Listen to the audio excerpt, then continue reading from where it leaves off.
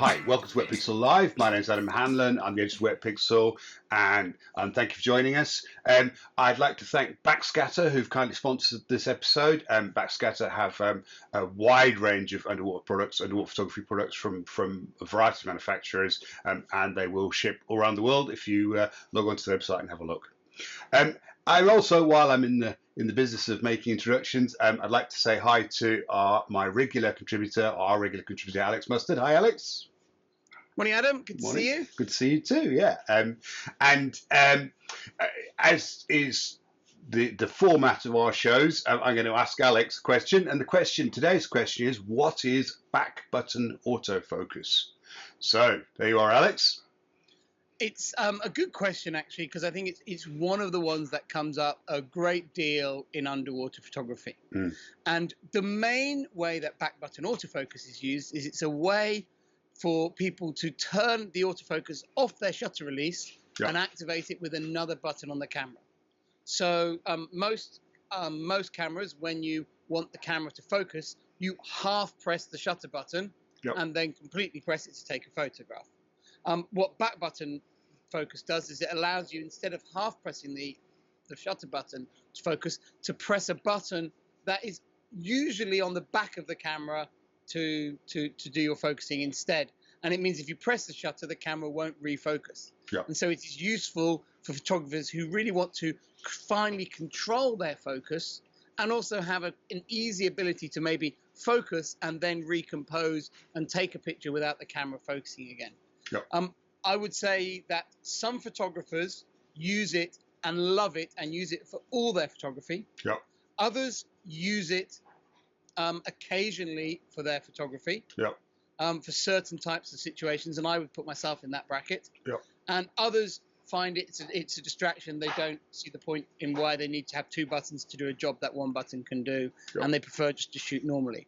And some people find that they migrate between those camps as they learn something or they try something and get addicted to it. When people ask me on my courses about autofocus, I say, in most areas of photography, do as I say, it will improve your photography. Autofocus, I think, is one of the few areas where what works for you and your camera is more important than what I do with my camera, or maybe what I'm saying. So I'm very happy to tell people how I do things, and I use those modes and that way of focusing because I find it's logical and it works for my photography. But I think this is an area where, unlike exposure or something else, that actually what works best for you is the best tool for you. Autofocus is on your camera to help you take photos.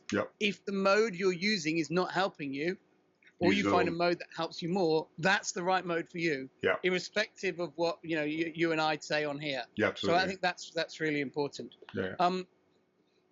I often refer to back button focus as thumb focus in underwater photography, because on quite a lot of the cameras, the button that activates the autofocus is not on the back of the camera, so that confuses people. They're like, well, I haven't got a button on the back of my camera, so how can I do back button autofocus? Whereas we always press that button with a thumb.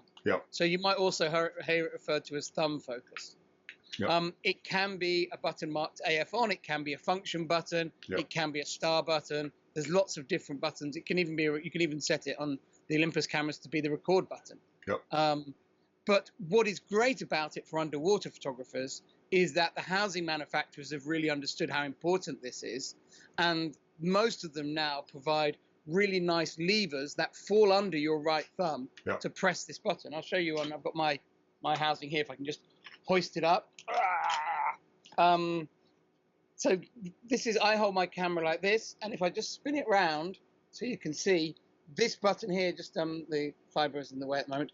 This button here is my AF on button, and it just falls neatly under my thumb. So I can just dab down with my thumb when I want to activate AF on. And so it's very convenient to shoot. That said, despite its convenience, I do not use back button focus most of the time. When I'm in situations that I think the autofocus of the camera is going to have no problem at all, I prefer the focus just to be on the shutter. I'm very much of the camp, why should I press two buttons when I only need to press one? So I shoot the majority of time with my focus on the shutter release and shoot that way. I have a nice shutter release mechanism on my housing, gets really good feel, I can feel exactly when I'm half pressing, exactly when I'm fully pressing. Now, I know that lots of really good photographers use back button focus, thumb focus all the time for all their photography, and that's cool by me. It's not an area where I try and change people because I think they're doing the right or wrong. It's whatever works for you. So I fall into, I don't know if I'm falling into the very good photographer camp, but I definitely fall into the one that I use back button autofocus pretty much the whole time. And Yeah. on Nikons, it has, certainly on the sort of pro level Nikons, they have a separate button, which is this one here. It's on the back. Again, it falls into your thumb actually when you're, even when you're not, it's not in a housing. And I think really the biggest problem I have is I find it very hard. Whopper, by the way. Adam. Yeah, it's not an underwater lens. So it's a 200 to 400. I've been out taking pictures of birds. So, but the reason that I primarily don't switch between the two is I'm simply not bright enough, unlike you, Alex, to be able to remember which mode I'm in. And I find that I get very frustrated because if I take it out of back button autofocus and then use the shutter release, I'm pressing the back button, nothing's happening, and vice versa. And I simply I'm just not bright enough to be able to function with both. So I also would say the vast majority of the time my cameras are in continuous autofocus modes. So the idea being that they are in whatever mode they're in, they're continuously looking for a focus lock. And the advantage that I found with the back button autofocus is while I keep my finger on the button, it retains focus. The moment I remove it, I can recompose or whatever I want to do. But while I'm pressing the button, it's keeping that continuous focus. And I find that very useful. Not so much because the subject's moving. I mean, sometimes we do have fast-moving subjects underwater, and that can be an issue. But it's more that I'm often moving in the water. So I find that even despite the fact, obviously, I'm trying to stay as stable as possible in the water, I try not to settle. I'm not a great believer in sitting on the sand if I can avoid it. So I inevitably, just with my breathing or whatever, I'm moving up and down a little bit. And as a result, I find with continuous autofocus and back button, that allows me to keep my subject in focus. And so I completely agree with you, and I use continuous autofocus for that point. Yeah. But if I'm always going to be pressing the button, I don't see why it shouldn't be on the shutter release. Is the way I look at it. Now, with a lot of cameras, all the different cameras have different ways of activating the back button focus. Yeah, they do. Yeah. And in most cameras, you can set the camera up so that it focuses only when you press the shutter. Yep. When you press either of the buttons, it will focus. And only when it presses the back button focus. And there's different ways through the menus to do that.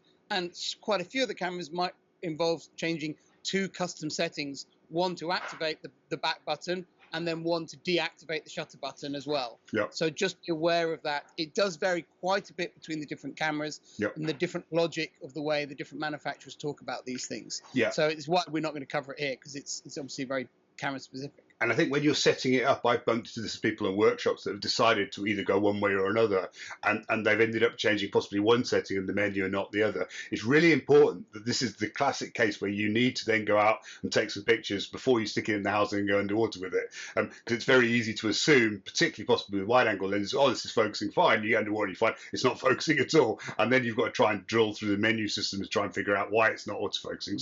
So if you are changing between the two, make sure before you put the camera back in its housing that it definitely is autofocusing. Obviously listening for the focus motor on the lens, obviously watching it depending on the focal length of the lens, making sure that it's doing what you expect it to do. Very, very easy to get part of the way through the process and not realize you've done that. So yeah, absolutely, yeah. So it's good advice. So the final thing that I wanted to make sure we cover in this is when someone like me who doesn't use it all the time but uses it when I feel it's really advantageous. And definitely one of the times I do use it is on land when I have one of those great big lenses like you've got there. Yeah. Because I think that, when you have a focusing situation where the camera is going to struggle to focus, what back button gives you a control to say, yep, you're right now, I'm going to leave you alone. And particularly if you're on a tripod and it's a bird on a stick, that is a situation when that's, you're going to use back button focus because it allows you to focus, make sure it's nailed, and then you can make your adjustment to composition and that sort of thing, and then shoot as much as you want. Yeah. It also means that if something suddenly happens, you're likely to have the focus where without the autofocus, if the subject suddenly moves around the frame, you can still keep shooting, and there's a good chance of it still being in focus.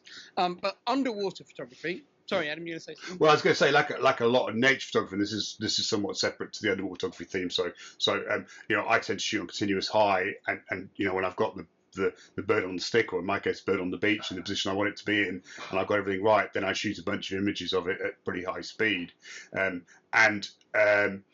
that point, by maintaining continuous focus and keeping my button on, as the subject moves, the camera does focus in between shots, and that means that I'm basically getting more keepers. The whole problem with continuous highs is you get too many pictures, and it becomes an issue of culling afterwards. So again, that's probably why it's useful in that circumstance. But I should stress that's not useful underwater, because continuous high underwater, I mean, the number of times I've used continuous high underwater, I can count on the fingers of one hand, because typically my strobes can't keep up. So yeah. Well, one of the times. So I was going to run through the times underwater I typically use it. Cool. And one of them, actually, I'll start with that, is when I'm doing big animal shooting, like the whale shark trips that Wetpixel run, or whale trips, or dolphin encounters. Yeah. I like using back button focus then, because that is not normally a focus critical situation, because it's easy for the camera to focus, but it can easily get confused at the moment you jump off the boat, when there's bubbles on the dome and there's bubbles in the water. And with some of those animals, you might just get a fleeting pass almost as soon as you get in, whiz, and it's through. And in that situation, I like to use back button focus, because it means that I can go in the water, set the focus on, the tip of my fin or something, and then jump in like that, start shooting. When I can see that the camera's got a good clear view of the subject, then hit the back button, and then actually allow the autofocus to take over. But I've got a very good chance of everything being in focus anyway, because it's a wide angle situation. When I shoot split level photography, that way I could focus once for my split levels and then just leave it fixed. When in dark caves and inside of wrecks, when I don't want to use a focus light to make sure my focus is right, I'll go down with my wide angle lens, focus once underwater at the sort of distance that I'm going to be shooting, and then basically work with a fixed focus the whole time I'm in the dark environment, knowing with confidence that my focus is right. I might, in a really critical situation, turn my torch back on, refocus just to make sure that I've absolutely got it right, turn the torch back off and shoot again. The reason in those situations I won't be using the torch all the time is because I'm probably using long exposures to get beams of light, to get blue in the background. If it's completely dark and I'm using, fast shutter speeds, then I'll just leave the torch on and leave autofocus on. And then the other time I use it a lot is super macro shooting. Because I think super macro, most of the time the cameras struggle with normal autofocusing. They will autofocus, but they'll also hunt a lot. And with back button focus, you can focus pretty much on the subject once. It doesn't matter which part of the subject you find. Then you can just rock in and out very slightly, up and down, get your exposure exactly, your composition exactly right, and get the focus exactly on the eye of the goby, the rhinophore, the nudibranch, and do that manually, as opposed to trying to do that with autofocus. And I think so those are the sort of three or four times that I use back button focus. But for normal reef wide angle, I just use front button focus. For normal macro, where the camera's not really going to have an issue, I use the front button, the shutter release autofocus. I think the example you cited, the big animals, that's a really good example where you've got this fairly fleeting encounter possibly with a big animal, and it may be moving fairly fast, and you press the shutter, and if it's on shutter release autofocus, that's when it refocuses on a bit of sargassum or a bubble just in front of the dome port, rather than your subject. And particularly those ones where you're in off the boat, you maybe go ahead of the whale shark, jump in off the boat, and then it materializes out of the blue, and sometimes you wait ages for it to materialize, sometimes it's there just straight away, and you need to start shooting or whatever. I definitely think. I mean, I think the back button autofocus is definitely a bit of a. I don't know what the transatlantic equivalent of Marmite thing, and people love it or hate it. Oh, force fin. Force fin. Okay, you either love them or you hate them. There you go. Much more applicable in the diving community. It is, yeah. So it's interesting to see that you managed to actually successfully program your brain to use both. And so it's something I've tried and I've failed with, which says more about my brain, I think, than anything else. So fantastic. That's a good point to end then. Yeah, it is. Yeah. So thank you very much, Alex. And obviously, I'm sure we'll see you again soon. I'd like to thank our sponsor again for this episode, which is Backscatter Photo and Video. Please head on over and check out their website. I'd like to thank you all for watching very much. Please feel free to add comments about when you find back button autofocus or thumb autofocus and or shutter release autofocus is applicable to what you do. And drop us a like if you enjoyed it. Thank you very much. I look forward to seeing you again soon.